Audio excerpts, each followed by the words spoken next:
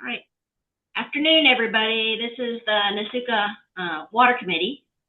And little did Anthony, our speaker, know that when he went to the NARUC winter conference, that he was going to have a run-in with me.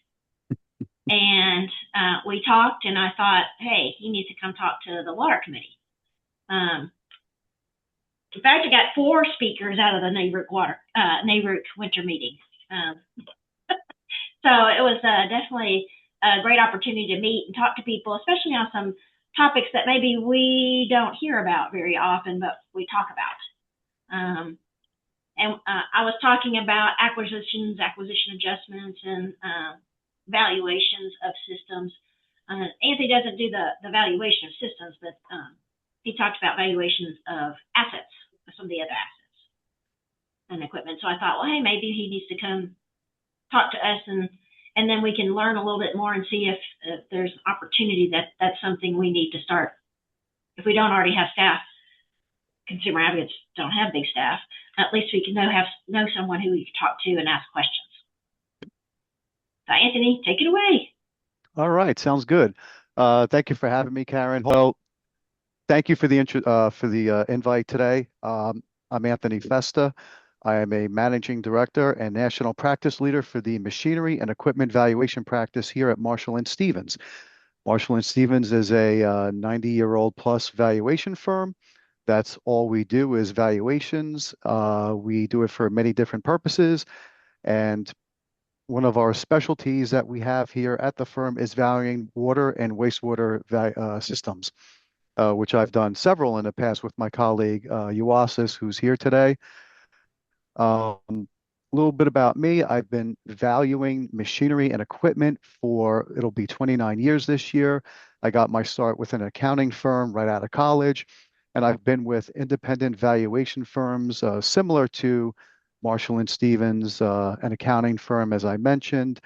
I've also been with a turnaround management firm as well as a commercial real estate firm, believe it or not. And I served as the chapter president for our New York City chapter in 2010 through 2011. I've also contributed and written articles and given presentations. In fact, I've talked about valuation concepts that we'll be talking about here today in front of the NAWC as part of their panel in 2019 down in Nashville, Tennessee. And I've gotten some other publications out there as well.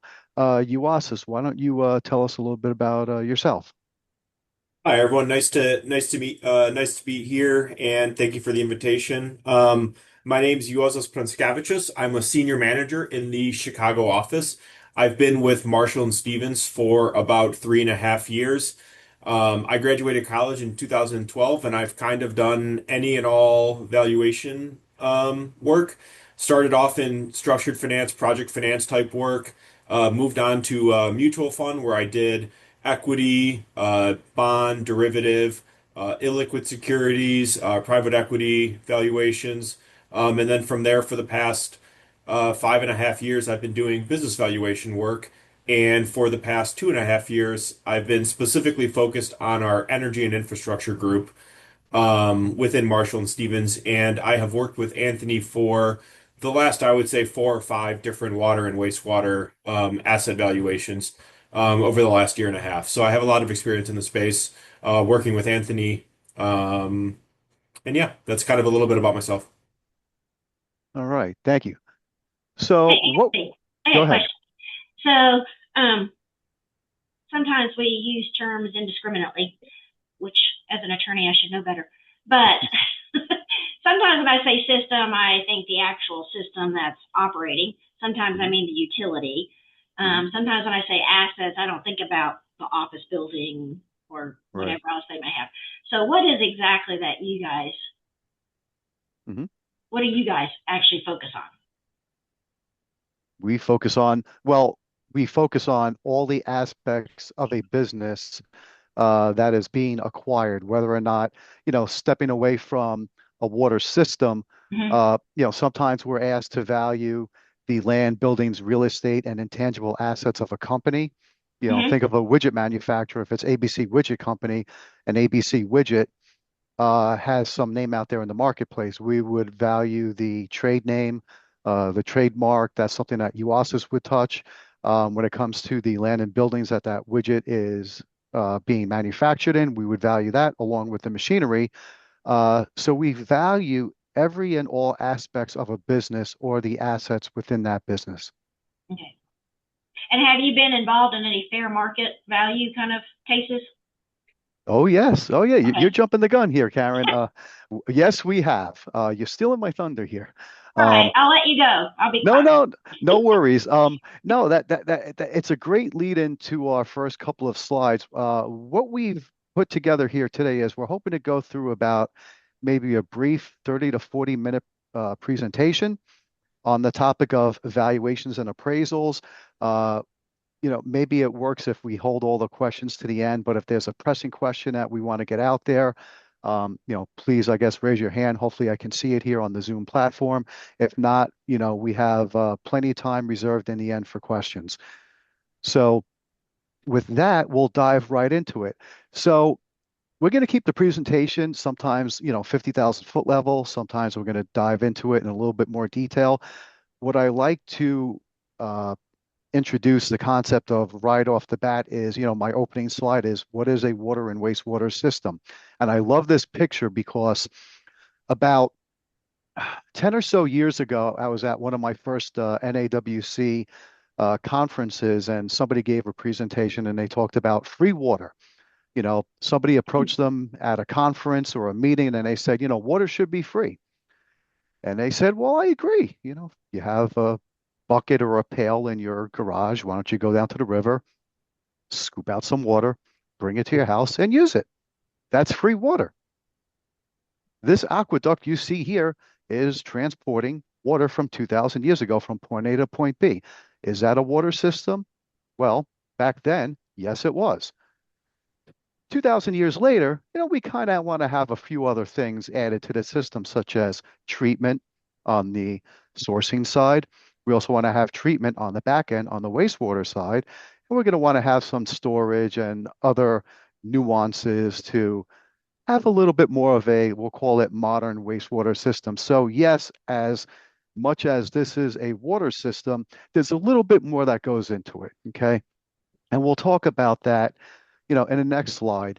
The next couple of slides, again, from a 50,000 foot level, when we think about and bucketize the different portions of a water and a wastewater system, I like to talk about water sourcing. Where do we get our water from?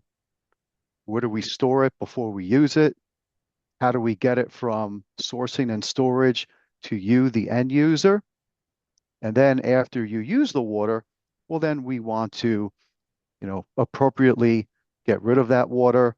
We want to treat that water to make sure that when it goes back into the rivers and streams or the oceans, or if there's any, tertiary systems that could use water, like, ballpark sprinkling systems or things like that, that the water is being treated, right? So in this high level example, we're sourcing the water from the ground. We have wells here and pumps that bring the water up from the ground. But of course, you're going to have sediment that's in that water. You want to treat it either at the sourcing site or another site before it gets to you, right? And before it gets to you, the end user at your home or your retail business, you may want to store that water. So, when you're driving down the highway and you see, city of what have you, Walla Walla, Washington. Don't ask me why I always use Walla Walla, Washington in examples. I think it sounds funny from the old cartoons growing up when I was a kid. You have those water storage tanks that have the name of the city. They're storing water that's going to get pumped to your house when you use it, when you turn on your faucet, you turn on your shower, your sprinklers, et cetera, et cetera, et cetera.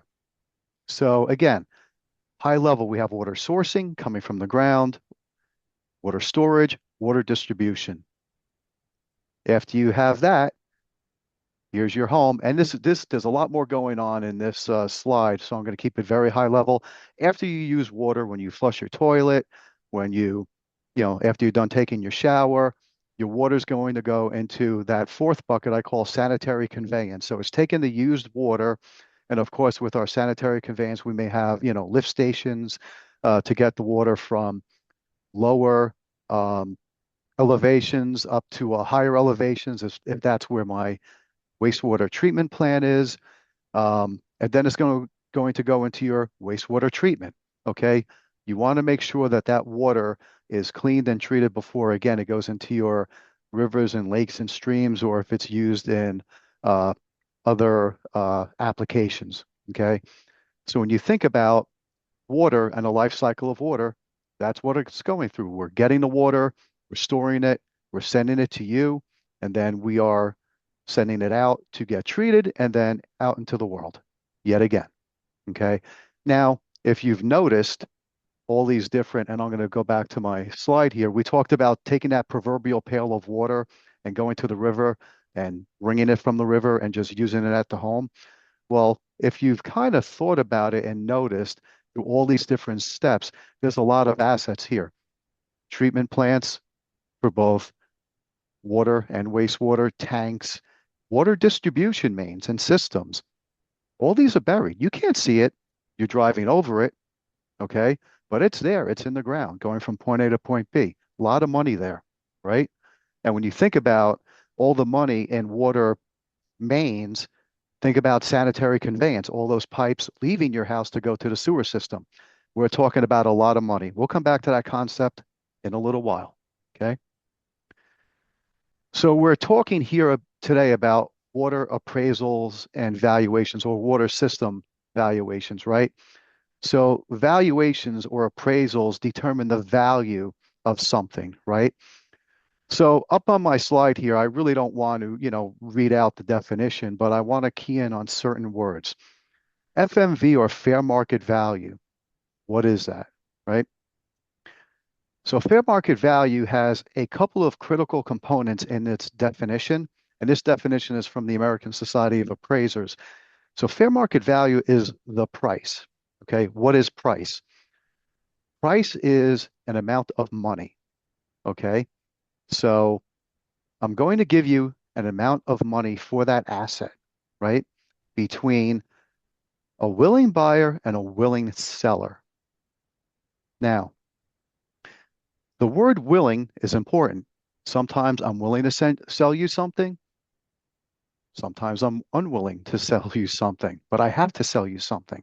Okay. There's a difference between want and need, right? So you have two parties agreeing on a price or an amount of money. These two parties are willing to buy and sell that asset. They're both fully aware of the facts. What are the facts? What is being sold? Is it my car? Is it my widget manufacturing plant? Is it my water system?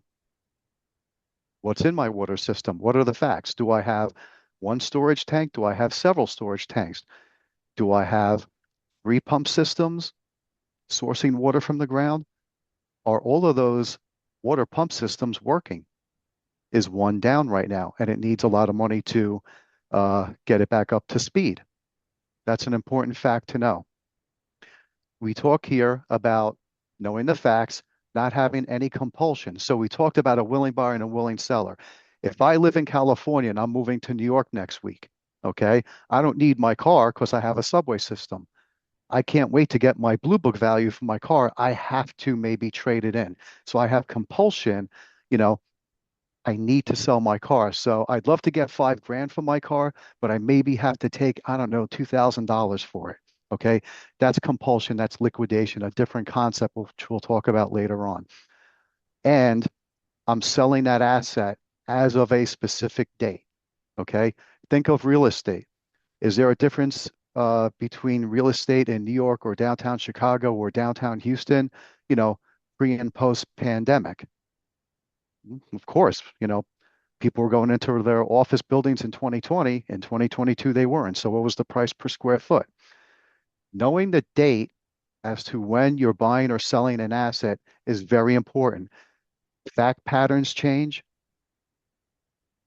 Things change in the marketplace from one date to the next. So the value of my asset on one date is different than another date. Okay. So all these things go into considerations when we're determining the fair market value of an asset. Well, let's think about these water and wastewater systems. why are we selling these systems or why are we buying these systems? So Uasis and I work a lot in the transaction world where we do a lot of what we call PPA or purchase price allocation work, which is post-deal. So it was mentioned before about the transaction that's happening between Essential Utilities and American Water. At some point in time, American Water is going to close that deal, and they're going to want to record the assets on their books for depreciation purposes at what's called fair value. Okay, so post deal, they're going to want to know the value of all those systems and all those other intangible assets, Karen, that we had talked about at the beginning part of this conversation. So at some point in time, they're going to want to know the value of all the land and buildings, the water systems, uh, any intangible assets, any customer bases, any trademarks, trade names. What's the value of Essential Utilities? Will that name go on into perpetuity? Okay. Will it be capitalized over 15 years? And they're going to have to put a value to it. That's a consideration for a PPA. State legislation. Karen, you mentioned that. So state legislation, Texas, Florida, I think there's a total of, I always forget the number, I think it's 15 or 16 states right now where it's been promulgated that if an independent, if an IOU, an independent owned utility, like your American Waters of the world, your CSWRs, if they're going to buy a smaller system that has, 2,000, 5,000 connections, state legislation states that we want to make sure for the rate case, which we'll get to in a little while, the value of that system is fair and it makes sense. So we want 2 or 3 appraisers to get down, see that system, work with engineers, identify the facts, what's there that's being transacted on, what's being bought and sold, come up with a fair market value for that system, okay, so that we can work this into the eventual rate case and the deal, right? There's other purposes as to why you would want to get a valuation for a water or wastewater system done, and I'll go through these fairly quickly. One is collateral financing. Once in my career, I was actually asked to appraise a water system up in New Hampshire for bank financing. Why? Because they needed money to do an expansion and an overhaul of some of their aeration basins. Excuse me. So I had to go up to New Hampshire and look at that system and come up with a fair market value as well as a liquidation value for the wastewater treatment plant. Okay. So I'm not necessarily looking at fair market value. I'm looking at a lower value that can considers compulsion. On the flip side, you could be doing a valuation for insurance. So you think of property and casualty. Down in Florida, we have beautiful weather. We also have a lot of hurricanes. Okay. We also have, calamities that can happen. Gosh forbid, what happens to an IOU that's operating a water treatment plant and a flood happens or a tornado happens and they lose that building, they lose that system. They would want to get the replacement cost of that utility, of that building. That's not fair market value. That's something more. That's what's called replacement cost. We'll actually touch upon that later on in the presentation.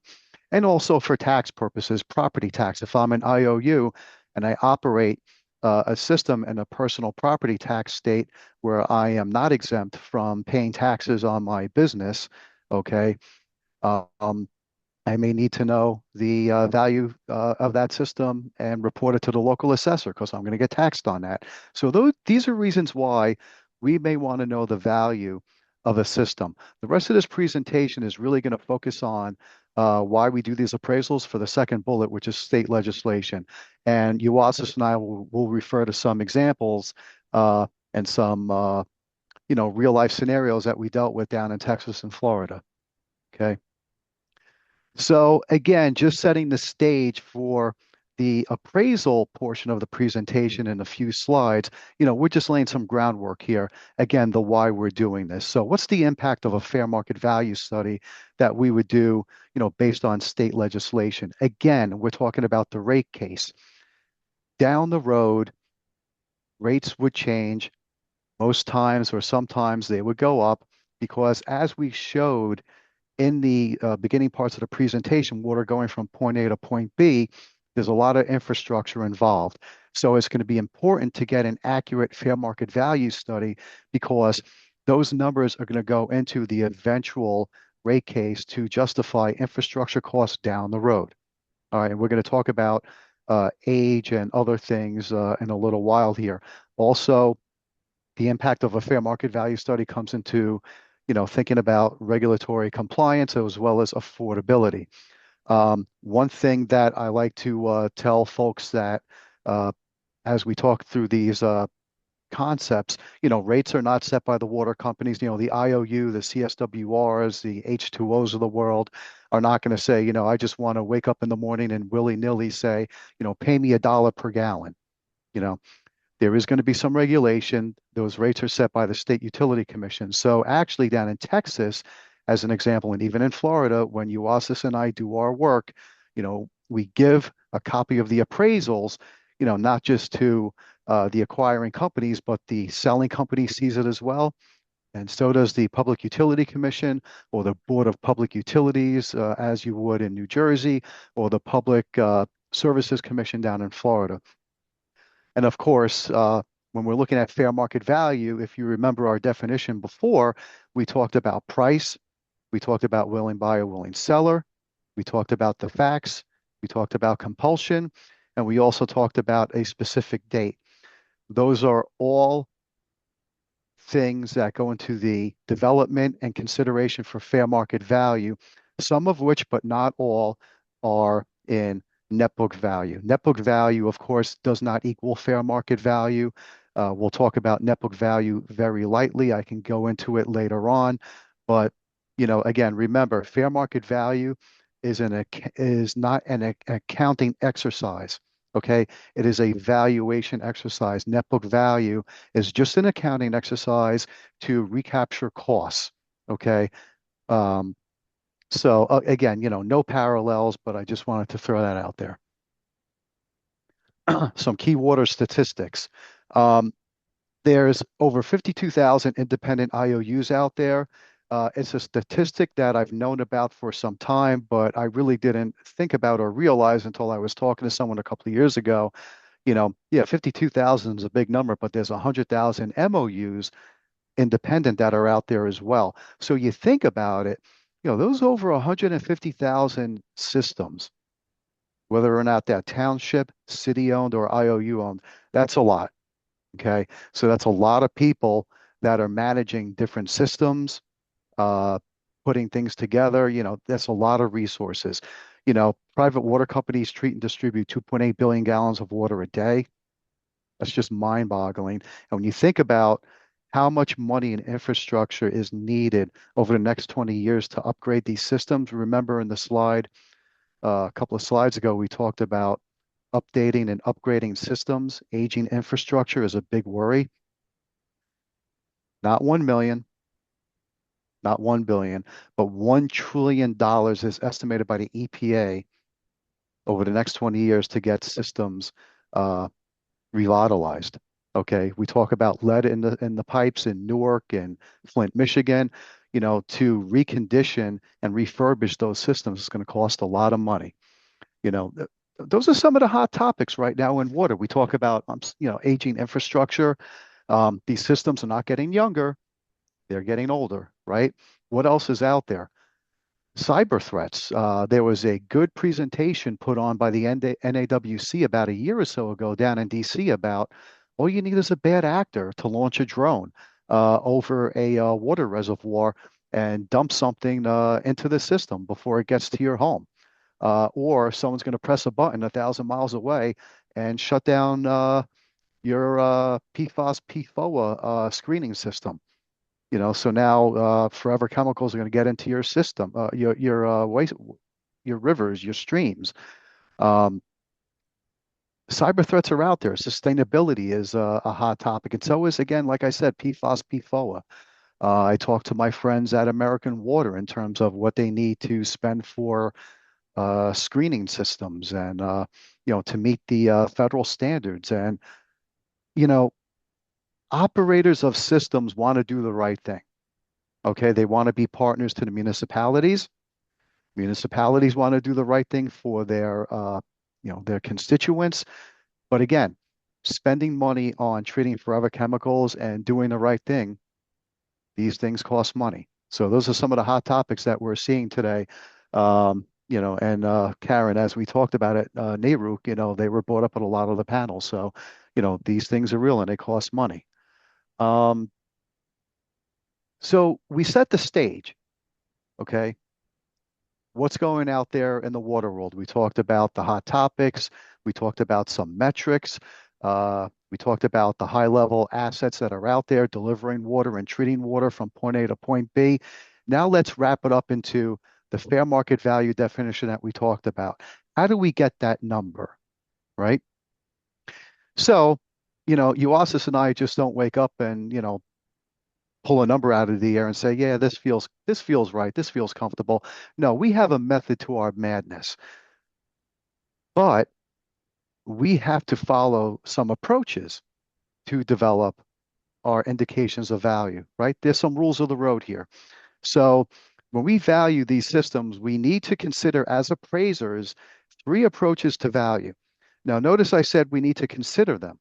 We don't have to necessarily apply them or use them in our final application, but we have to consider them. So high level, what do we have here? Appraisals have to consider the cost approach, the income approach, and the sales comparable approach. Okay. What is the cost approach? The cost approach is based on the principle of substitution. You as a buyer, let's say your CSWRs of the world, your H2Os, your American Waters, the cost approach says you will not pay more for an asset or a system than the cost to replace it today. Remember, we talked about insurance, calamities. If something happens to my asset, I want the cost to replace it today, right? That's the starting basis for our cost approach. The value of my system via the cost approach is no more than the cost to replace that asset, less depreciation or wear and tear and obsolescence, right? Replacement cost, wear and tear, obsolescence. Here's my cost approach value. The income approach looks at the income producing capabilities of that asset or that business. They look at either a discounted cash flow method or they look at a guideline company method, and they come up with the income producing value of that asset, which Euasis will get into later, along with the sales comparable approach. I always tell my clients when I think of the sales comparable approach, looking at comparable assets or systems or businesses that have sold. Think of your car. I love going back to a car because it's easy for us to think about it. If I want to know the value of my car, people know that you can go to Kelley Blue Book, Nada, Edmunds. You can look up the value of your 2020, you know, Honda Accord with 100,000 miles. Well, I hate to break this to you, but if it was that easy, we would go to the Kelley Blue Book or the Blue Book of our water systems and just look up the value based on, the gallons per day that our wastewater treatment plant can do. But as we all know, there's no such Blue Book for, a water system. We're going to dive into that concept a little bit more later. Okay. But again, every valuation to determine the fair market value of a system has to consider these three approaches. At the end of the day, we're going to, and this is kind of jumping ahead a little bit. At the end of the day, we typically for water and wastewater systems rely more on the cost approach, and there's a few reasons for that. We want to consider, why is the seller selling? Well, if everybody was making money, they wouldn't be selling their assets or their businesses, right?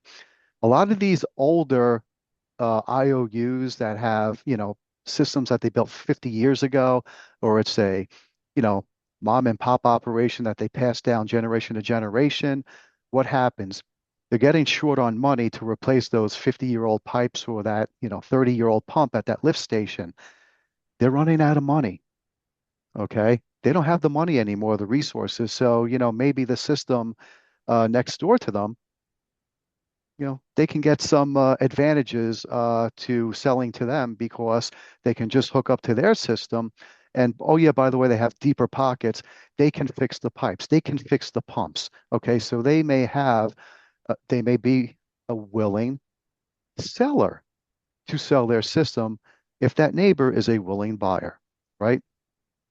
Um, Again, the cost approach reliance, the buyer is buying the asset or the system. They don't care about the fact that, maybe the rates aren't good or, the seller hasn't raised the rates in 50 years. You know what? They're going to raise the rates or they have a better management system.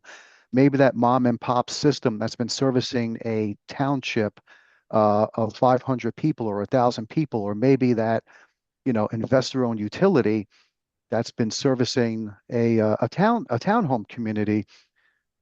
You know what? They lost the water manager 3 years ago. They just don't know what they're doing anymore. But that system next door, hey, they got a guy or gal that's been operating their system for, 15, 20 years. They're pretty good at what they do. You know what? They know the system better. They know the assets. We'll rely on what they have. Again, facts. What am I buying? What do I need to fix? Rely on the cost approach. The other thing too that UASIS will dive into when we talk about the sales comparable approach is, again, not many comparables are out there. There's no big universal metric to say, hey, my system could do X. All these other systems have done X. My system is as valuable as those other systems. Well, if I can't get the data to compare my system to those other systems, I can't maybe do a sales comparable approach. And the other thing too is that, the income stream that we have, remember we talked about the income approach, the money making ability of that asset or that system. Well, if I can't quantify the future ability of that system to make money, if I can't do a discounted cash flow analysis, well, if I don't have anything reliable to do that analysis on, maybe I can't rely on that income stream. I really can't forecast it out. So at that point in time, I really don't have too much to hang my hat on. So we'll dive into these concepts in a little bit, but at the end of the day, most times, most appraisals and appraisers will hang their hat on the cost approach. How do I develop my cost approach? Okay, so when we develop our cost approach, we talked about the concept of replacement, right? So the replacement cost is new. What can I replace that pump for today? Okay, or what can I replace that water treatment plant for today? We get those costs directly from several different sources. Many states that have adopted state legislation, such as Texas, require you to get a third-party engineering study. Okay, there are firms out there that build and service water systems all day, every day, right? So we'll work with these engineering companies to have them develop for us a study that'll say the replacement cost of all your buried infrastructure based on the facts. We know that they've got 4,000 linear feet of 8-inch ductile pipe. We know the cost per linear foot is 150 in that area. Some areas it could be $300 per linear foot, just depends. Here's your replacement cost. If we don't have access to that engineering study, or it's not necessary for that state or per legislation, we can develop those costs as well by using RS means or Marshall Valuation System services, rather. They are published data sources that we can utilize. So there's ways for us to develop those costs. The other way that you can develop a cost is replacement cost is trending. So if I bought an asset, so think about, we talked about accounting records and net book value, right? What is net book value? It's the cost of an asset less depreciation. Well, if I have the cost of an asset, if I know a pump cost me $10,000 at that lift station 10 years ago, I can actually take that cost and apply an inflationary index, okay, to it to say 10,000 times 1.2 equals 12,000. It's just straight math, right? So I can trend that cost historically to a cost today, okay? I'm going to give you a couple of examples here. We'll go through this really quick. Here's an engineering study example. So working with an engineer, in one of our state legislation, states that have adopted fair market value legislation. Here's an example of what we got. Okay. They told us, here's all your different size pipe. It's PVC, so we know what it's made of. Again, we're setting a fact pattern here. Here are the facts. I've got these different size pipes. Here's what they're made of. Here's our asset. Here's what's being bought and sold. Here's the capacity. Here's the quantity. We've got linear feet of pipe. We've got quantity count of blow-offs. We've got one pump building that's 1,000 square feet. Here's their condition. Here's the unit cost. Here's the replacement cost. Okay, so this is the basis, right, of our application for depreciation or deterioration, right? Here's some other fact patterns. Here's when they built that asset, put it into service. Here's their estimate of the average service life, and here's their other estimates of what they think a calculated value may be, right? So here's some issues with trending. Remember we talked about the cost of an asset and we're going to inflate it? Well, here's an example of a fixed asset ledger. Can everyone see that? Is everyone good? Yes. Yep, you can see that. I can't see anything. Well, I can see the fixed asset ledger example, but I don't see, Right. I see the terms. Exactly. Karen, I have this here for a reason. Sorry. There's nothing Sorry. there. No, I'm leading everyone into it. There's nothing there. I'm leading everyone into a trap here. So the quality of our analyses is as good as the data that we get, right? So, sometimes, and this is another reason why net book value never equals fair market value.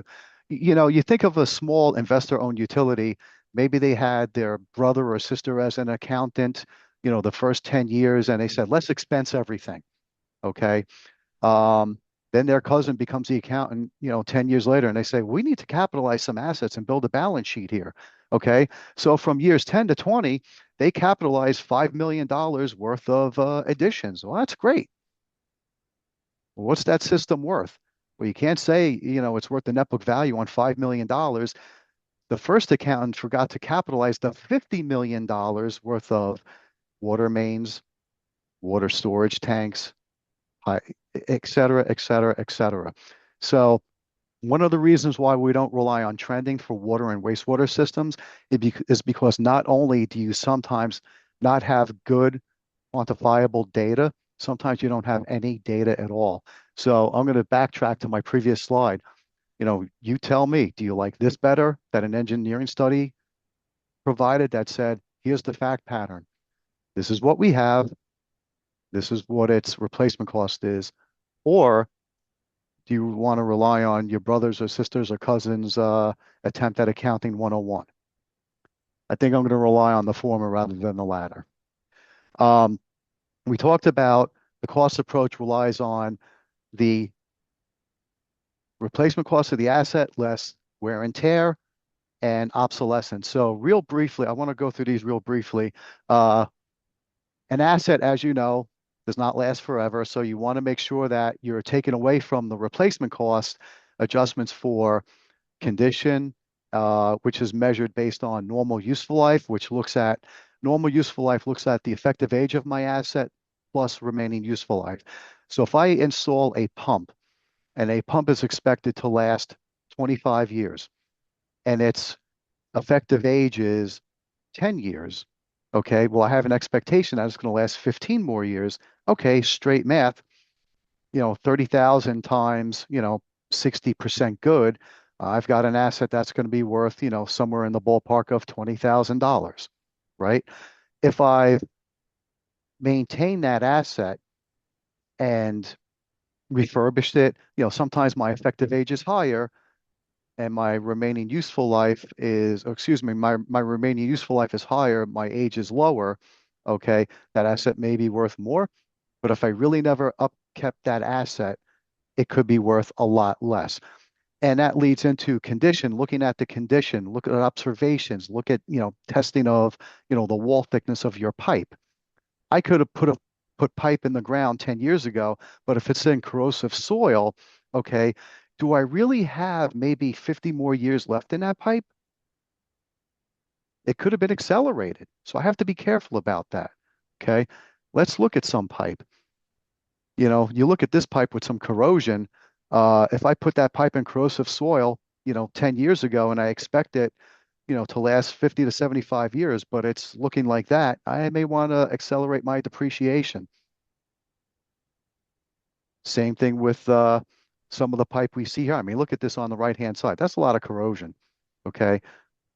Whereas on the left-hand side, you've got little corrosion. So this pipe will, end of the day, moral of the story is this type of pipe is going to be worth more in the ground and operating than this pipe. So we want to be aware of the useful life of these assets, what's remaining. Okay. Lastly, when we do the cost approach, we consider obsolescence, which looks at the rated versus actual capacity. We also consider permitted capacity. So what is that? I'll explain it to you here. Let's look at the right side of this slide. Water sourcing. So we talked about bringing water out of the ground. Once it gets out of the ground, we want to put it into a holding tank.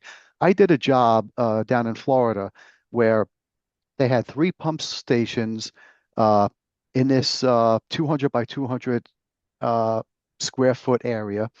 They had 2 storage tanks that had rated and permitted capacity of 1.3 million gallons. They built those tanks back in the 1980s.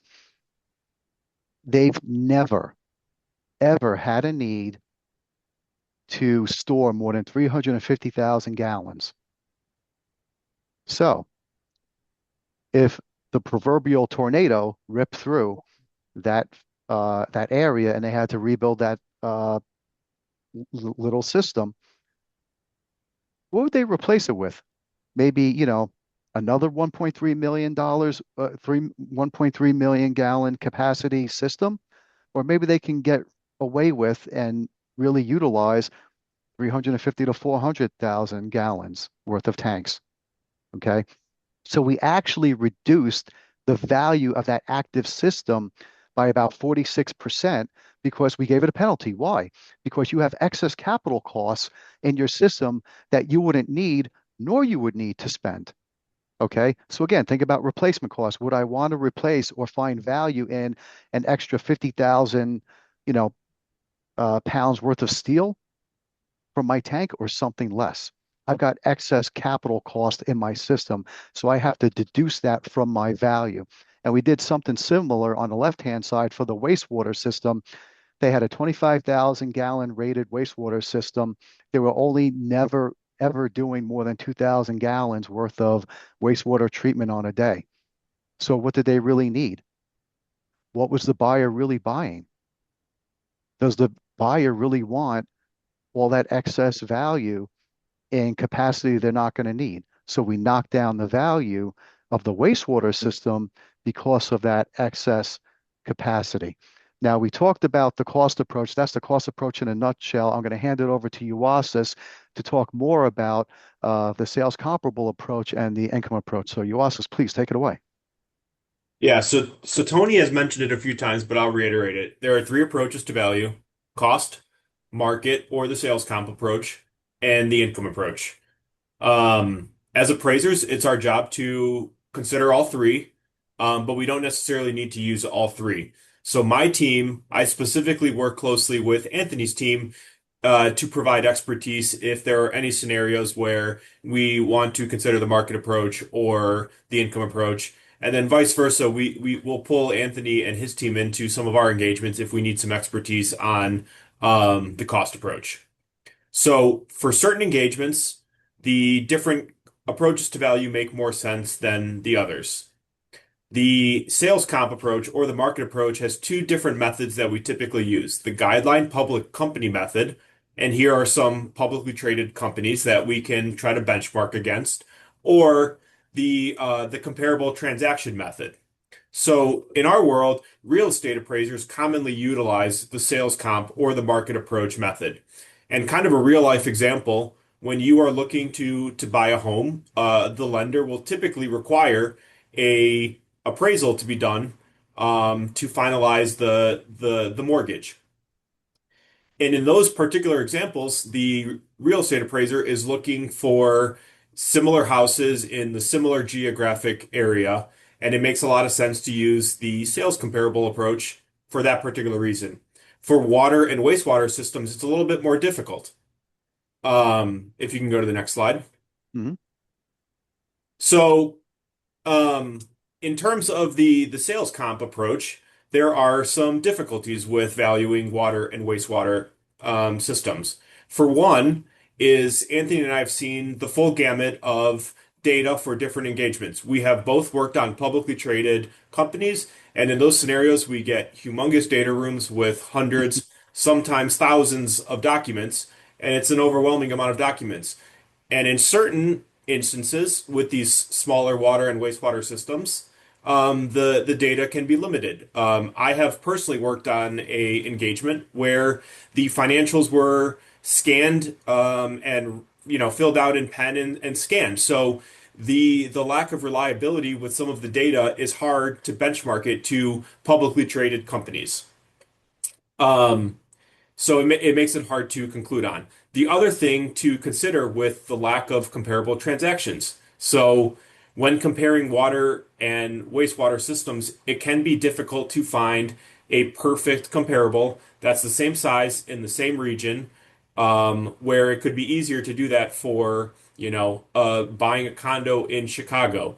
Your building might have multiple similar condos that were built at the same time, renovated at the same time and the same square footage, where it's difficult to do that with water and wastewater systems.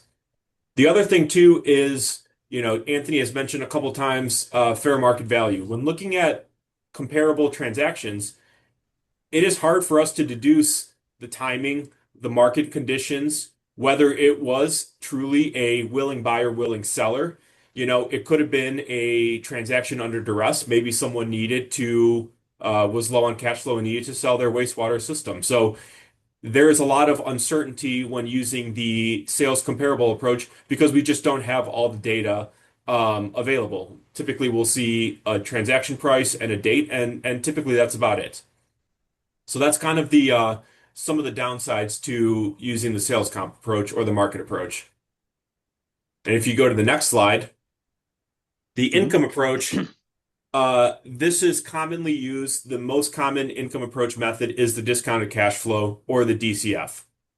The DCF essentially is looking at a string of um, income or cost savings, and it's basically taking and projecting it out for a certain amount of time, 5 years, 10 years, 15 years, and using a buildup or a capitalization rate to discount it back to present day. And so the discounted cash flow considers sales, cash flow, and then potential growth potential. It is ideal for us to receive a pro forma that goes out for 5 years, but sometimes we'll get a budget for 1 year. Sometimes we will not get any projections, and it's on us to use historical trends to create an assumption based on a pro forma. And then it's important for us to understand and review historical income statements or balance sheets to make sure that our assumptions are reasonable. So if we don't have audited financial statements, it's sometimes a little bit difficult for us to make assumptions based on reasonability. And then the last thing that I wanted to note is I mentioned that we are using a discount rate to discount the future generating cash flow back to a present value. And the way that we build it up is if you'll hear a discount rate, a WACC, a weighted average cost of capital. And the whole goal of this discount rate is to reflect the risks specific to that particular subject asset or business. So not every business is going to have the exact same discount rate because certain assets, certain businesses will have a different risk profile. And it is important to come up with that discount rate. I saw that quick question from Edward. How do you determine the discount rate? We speak with the business owners. We try to get a full understanding of where the risk profiles are, whether there's key person risk. There's only one person at the company, and if that person goes away, the company the company will have difficulty in the future. There's size risk. Smaller companies are much more susceptible to, getting purchased or failing. You kind of hear with the big banks, the too big to fail. They have a much lower risk profile than these smaller companies. And the way we build up the discount rate is by using similar publicly traded companies to come up with a risk profile based on publicly traded companies. However, it is an imperfect calculation because, the publicly traded companies have certainly different risk profiles than our subject asset, which is, whether it's just a smaller wastewater system in Texas or California, or Connecticut, wherever it is, or Florida. So that's kind of an overview, a high level overview of the income approach, along with, some of the limitations that can come from the income approach when trying to value these water and wastewater systems. And Uasis, as a good lead into the final slides, he mentioned a key word called reasonability.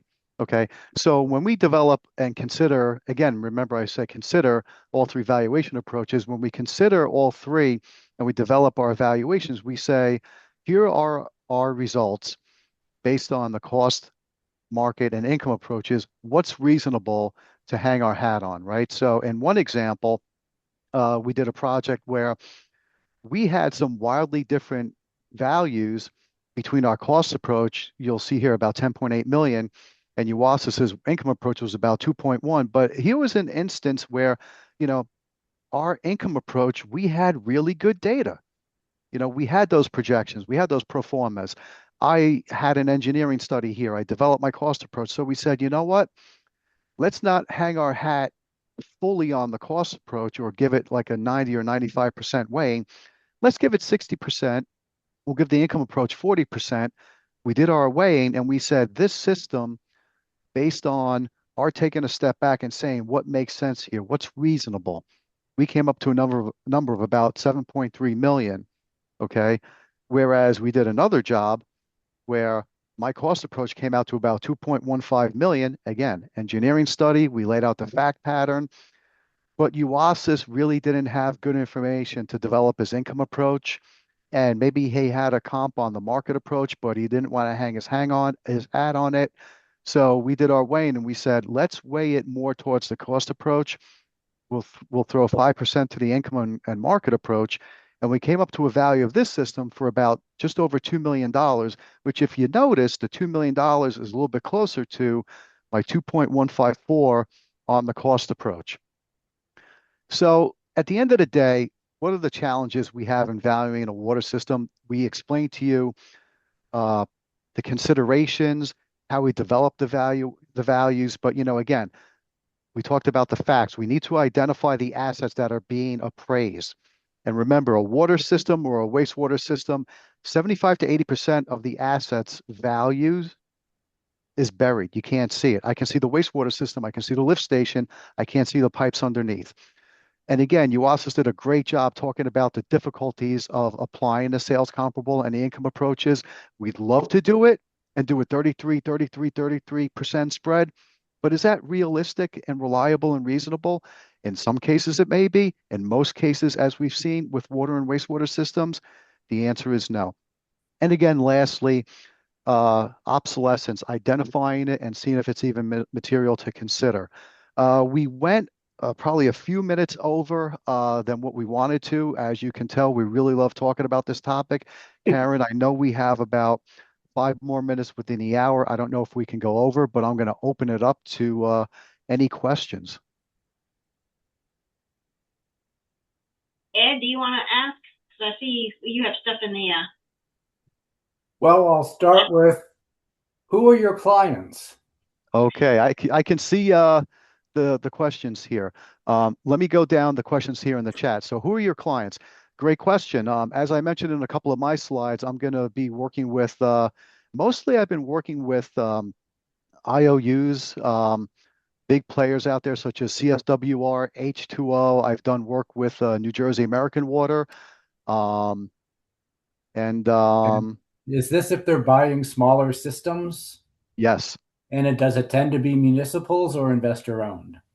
the ones that I have worked on have been investor owned. I've pitched a couple of IOUs buying MOUs, but I haven't gotten those. All right, thank you. Sure. I see here, could this presentation be made to us? Short answer is yes. Karen, I believe that actually this recording is going to be put on the website, but we will PDF this and get it over to you. Here's You another can one. Go, you can skip my next question if you want. the reduced trending inflation. Yes. You're welcome to do so if you want. Well, let me take a look at it. Do you reduce trending inflation factors by productivity to recognize improvements in building and deploying assets?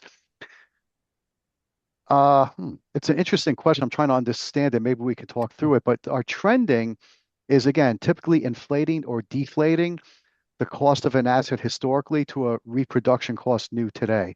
So if there's improvements in the way that, if you could build a better mousetrap, right?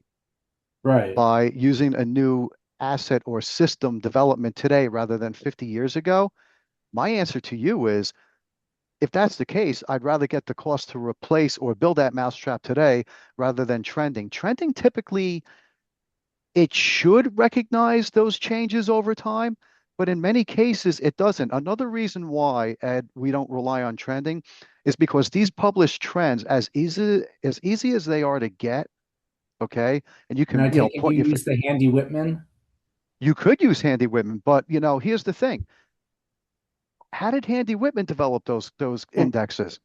How did the Bureau of Labor Statistics do it? It looks good Right. because you can grab and point to it, but you know what? It's a little bit of a black box. Whereas if I just call up ABC company and say, hey, if I had to rebuild this wastewater system, today, you got the blueprints for the one you built 10 years ago. They can easily say, well, based on material costs and based on labor, here you go. It's a little All bit more right, thank you. transparent. Sure, no problem. We talked about the discount rate. Joan, you said thank you. Thank you, Joan. We're at the 4 minute mark, but for 4 o'clock mark. But Karen, do we have a couple of other questions? Anyone want to shoot at us or put out there? A question. When you're buying some of these systems, in fact, I'm thinking of one in particular, it's in an affluent area. It doesn't have a lot of room to develop because it's pretty developed out there. And the stream in which they release their treated wastewater is what we call it's an outstanding state water. So there's very tight permit limits for it. And so the likelihood of you building an exceedingly bigger system to take on new customers is going to be very difficult, just because of technology. People think we have enough technology to do anything, but you don't. So the room to grow is really not there. Is that something that's taken into consideration when you're valuing a system? It can, yes. So what you're talking about is another form of obsolescence. One thing we really didn't touch on, but you also and I work with this hand in hand when we value businesses especially, is economic obsolescence. So, again, looking at functional obsolescence and something, there's a term in the appraisal world called inefficiency or inadequacy. If I have a system that could do X, but it's supposed to do Y, and I'm losing money because it can't do Y, or I have to spend more money to cure, okay, that inefficiency within the system, that's a debilitating item, okay, for that system or that asset, and I have to take that negative adjustment into consideration. So the short answer is yes. But trying to quantify that sometimes could be difficult. That's what I was wondering about how to quantify it. Yeah. Especially with drinking water, source water. You might have all the land you can develop on, but there's not enough source water to provide drinking water to those. development. Correct. And that's a limitation for the income approach too. So if there's, how can you grow the revenue? You can make it more efficient, you can expand, or you can kind of update the equipment. And if you have no room to expand, then the only options are to make it more efficient or to make it more profitable. And those would be things that we would be asking when we're talking with management to try to get an understanding of, what's the kind of growth potential for it. If you can't expand, then the only way that you can, grow it is to make it more efficient or to update it. And so that would potentially limit the long-term kind of growth potential for it. So we would take that into consideration. So Walt, do you have something to say, or I was going to say I something else? do. First of all, have y'all done CSWR recent acquisitions in Florida? Not in Florida. I know they made an acquisition down there. I did the work on H2O. Okay. I'm trying to figure out when you have Nope. when they buy a system at 50 times fair market value, Mhm. they're only buying the most decrepit, failed systems. Mhm. And they're hoping to get an acquisition adjustment, Mhm. but absence an acquisition adjustment, um, if all of the systems have zero value or 70-year-old retirees on Social Security with failing systems, what's the plan here? Because there are no good systems to leverage. There's no state and federal monies to leverage. Mhm. What's going on? I look at this, say you bought 6, 8 of these systems, Mhm. they're all utterly failing. Uh, Mhm. how in the world can a company hope to make money? Because there is no money in the community. The community is Mhm. a food bank, barely Mhm. hanging on, Social Security kind of community. Mhm. What is the company thinking?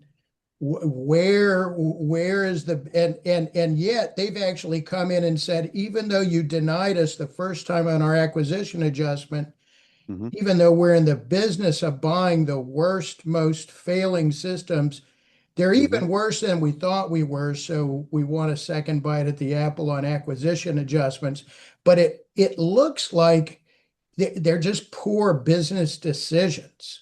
And I'm Mhm. actively looking for experts to punch back at the 50 times market value. What were you Mhm. thinking? You got any insights for us? Because we're puzzled down here. Right. Well, I don't want to speak for the water companies, and let me correct myself. It wasn't H2O that made the acquisition down in Florida. It was Nexus.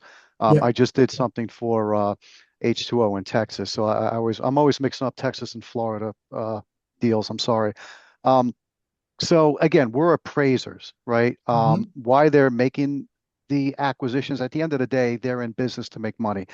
So, they're going to raise the rates because, yeah, you were paying 40 cents per gallon. It goes back to my example before.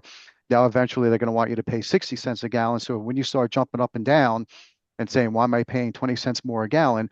Well, I'm sure that they have the wherewithal to turn around and say, well, the extra 20 cents is going to go to, the 2,000 linear feet of pipe that's about to fail any minute now, and you're going to have flooding in your streets. I'm hoping that they get that message across. That's why you have websites, on NAWC, they have a sister website called Truth from the Tap, where they'll explain, the reasoning behind, why they do these deals, what happens. A lot of these, of course, go to vote before transactions happen. So we're hoping that, these water companies are talking about things and diffusing these issues more on the front end rather than, surprise on the back end. Here's why your rates are going up, 80%.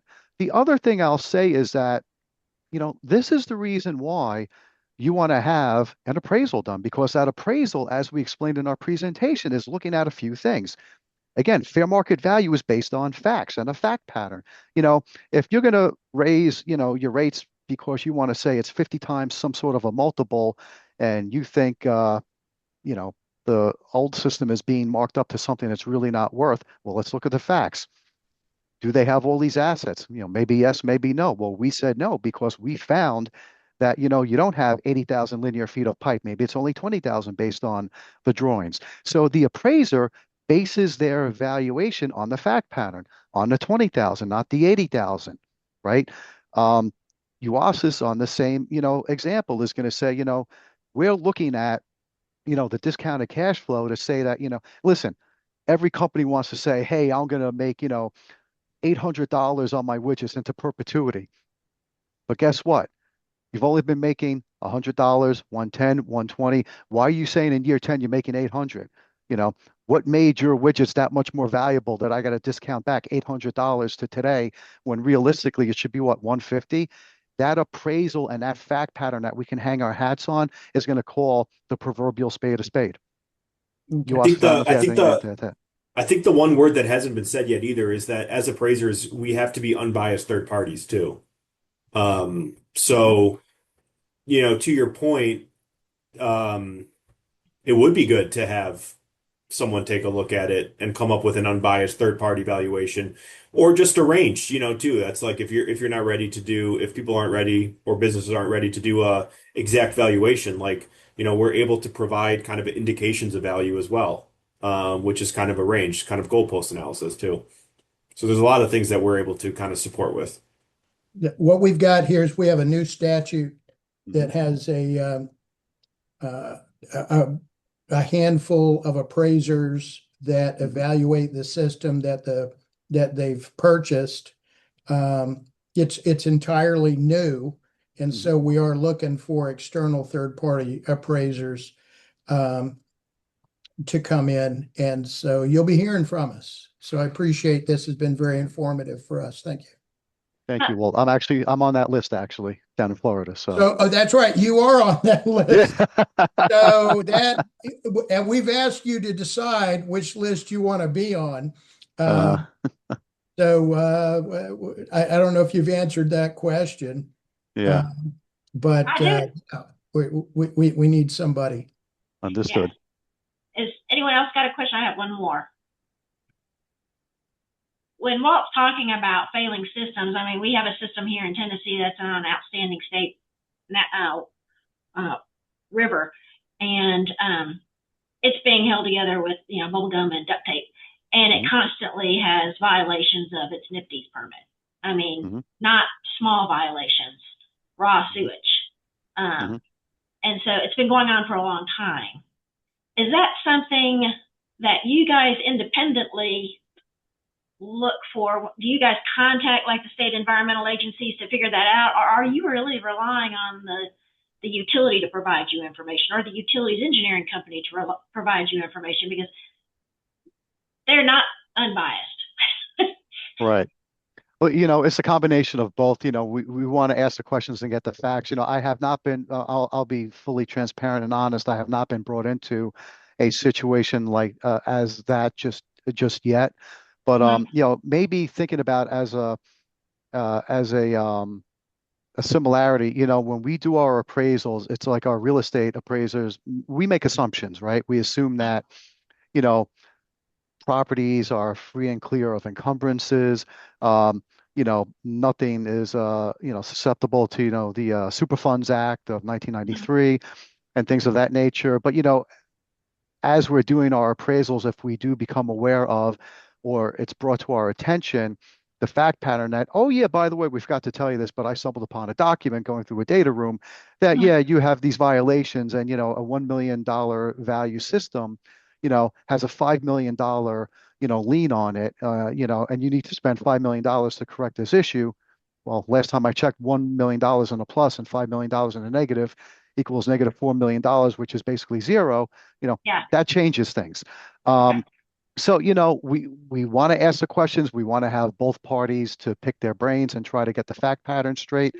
Most times we get it. Sometimes we don't, Okay. but our appraisal will say, our appraisals are based upon, the information provided to us. But it sounds like you really rely on them, and you don't like go methodically and go, hey, we need to talk to the state environmental agency and see if there's something we need to know. Yeah, we typically don't. And again, because, we have the assumption that there isn't something wrong. But, here's the thing, though, when we're brought into an Attorney always appraisal, thinks something's wrong. I know, it's always something. Well, when we start an appraisal, Uasis and I, there's two immediate questions we ask. What is the purpose of the appraisal, right? And what is the premise of value? So if you say, I'm here to do an appraisal because I'm buying it, okay, I'm assuming I'm talking to the buyer. And at some point in time, I'm going to have to talk to the seller because the seller put up a data room. If the purpose of the appraisal is, you're bringing me in, Karen, and your team to say, we have a system that's in dire straits here. My first question is going to be, now I have the alarm bells going off. Well, why are you in dire straits? And is that going to cause my fair market value potentially to consider obsolescence issues, both functional and economic? Again, functional is internal to the system. Economic is outside the system, something I can't see, but maybe the state or local government is saying, we have this potential, issue, and we're knocking down the value because of this. Think of external obsolescence. I did work for RJR Nabisco. If I said to you tomorrow, you can't buy cigarettes, okay? Federal laws coming down. We're actually dealing with this in the cannabis industry. Right now, there's a law about to be passed in Florida where you cannot use THC gummies. So we're valuing a THC gummy manufacturer at liquidation. Why? Because if they said, come in, give me a value for my plant, I would have said fair market value, willing buyer, willing seller. Oh, you got this law coming in. The bank wants to know liquidation, right? So we knew that going in. There's a law coming down the pike. You better consider this value premise, but also this value premise, right? Mm-hmm. Okay. Well, we really appreciate you guys talking to us. And thank you for giving us the extra time. Because I haven't been, since I've been here since 2016, we haven't had anyone that does appraisals on. So you're our first. Okay. Thank you. Thank you. Well, we love being your sounding board. We're here to help. And, I hope to see the team running around at the next conference. Or again, you'll have our contact information. Yeah. Please reach out. Well, the SIC is at the mid-year meeting. Yes. We're hosting it together, so you'll see us running around. Excellent. All right. You need to come over to our side and see some sessions. Okay, we will try. Yes. All right, then we can stop recording, Nicole. Thank you. Thanks, everybody. Thank you. Thank you.